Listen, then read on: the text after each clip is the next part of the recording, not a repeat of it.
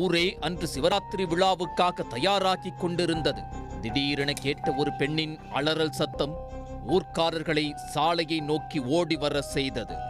தலை சிதைக்கப்பட்ட நிலையில் இளைஞர் ஒருவர் இரத்த வெள்ளத்தில் சடலமாக கிடந்தார். சடலத்தின் அருகில் அமர்ந்தபடி இளம்பெண் ஒருவர் கதறிக் கொண்டிருந்தார்.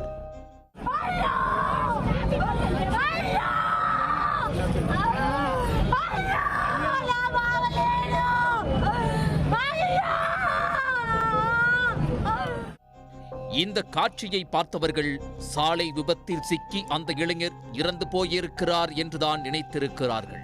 ஆனால் சம்பவ இடத்துக்கு போலீசார் வந்து விசாரித்த போதுதான் நடந்திருப்பது ஒரு படுகொலை என தெரிய வந்துள்ளது.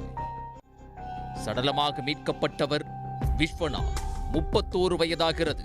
தெலுங்கானா மாநிலம் ஜக்தியாலா கிராமப்புற மண்டலத்தில் உள்ள போரட்லா கிராமத்தைச் சேர்ந்தவர். அருகில் உள்ள அந்தர்க்கம் என்ற ஊரைச் சேர்ந்தவர் கங்காதர். இவருக்கு 12 வருடங்களுக்கு முன்பு திருமணம் நடந்துள்ளது.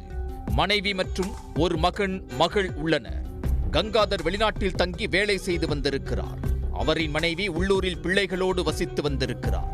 இந்த சூழலில்தான் விஸ்வநாத்துக்கும் கங்காதரின் மனைவிக்கும் இடையே இன்ஸ்டாகிராம் மூலம் பழக்கம் ஏற்பட்டுள்ளது. ஒரு கட்டத்தில் அந்த பழக்கம் காதலாக மாறி உள்ளது. கணவன் பிள்ளைகளை மறந்து அந்த பெண் விஸ்வநாதோடு ஊர் சுற்றி வந்திருக்கிறார். அதோடு இருவரும் கணவன் மனைவியாக வாழ முடிவு செய்திருக்கிறார்கள். 4 மாதத்துக்கு முன்பு கங்காதரின் மனைவியை அழைத்துச் சென்ற விஸ்வநாத் ஜக்தியாலா நகரில் உள்ள பைபாஸ் சாலை அருகே ஒரு அறையை வாடகைக்கு எடுத்து ஒன்றாக வசிக்க தொடங்கியிருக்கிறார். மனைவி வேறு ஒருவருடன் சென்றதை அறிந்த கங்காதர் வெளிநாட்டிலிருந்து கிளம்பி ஊருக்கு வந்திருக்கிறார். ஊர் பெரியவர்கள் முன்னிலையில் பஞ்சாயத்து நடந்திருக்கிறது. விஸ்வநாத்தோடுதான் வாழ்வேன் என அந்த பெண் கராராக கூறியிருக்கிறார். குழந்தைகளுக்காவது தன்னுடன் சேர்ந்து வாழ வேண்டும் என கங்காதர் கெஞ்சி பார்த்திருக்கிறார். ஆனால் அவரின் மனைவி தனது முடிவிலிருந்து மாறவில்லை. விஸ்வநாத்தோடுதான் வாழ்வேன் என்பதில் உறுதியாக இருந்துள்ளார்.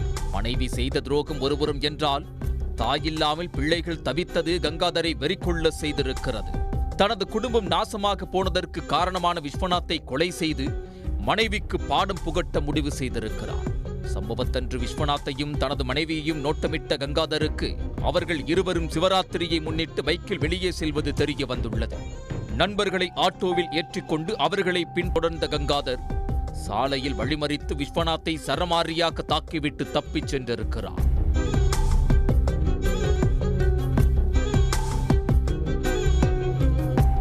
நடந்த கொலைவெறி தாக்குதலில் விஸ்வநாத் மண்டை உடைந்து ரத்தம் அதிக அளவில் வெளியேறி சம்பவ இடத்திலேயே துடிதுடித்து இறந்து போயிருக்கிறார். இந்த சம்பவம் தொடர்பாக வழக்கு பதிவு செய்த போலீசார் தலைமறைவாக இருக்கும் கங்காதரையும் அவரது நண்பர்களையும் தேடி வருகின்றனர். உடனுக்குடன் செய்திகளை தெரிந்து கொள்ள சன் நியூஸ் பெல் ஐகானை கிளிக் பண்ணுங்க.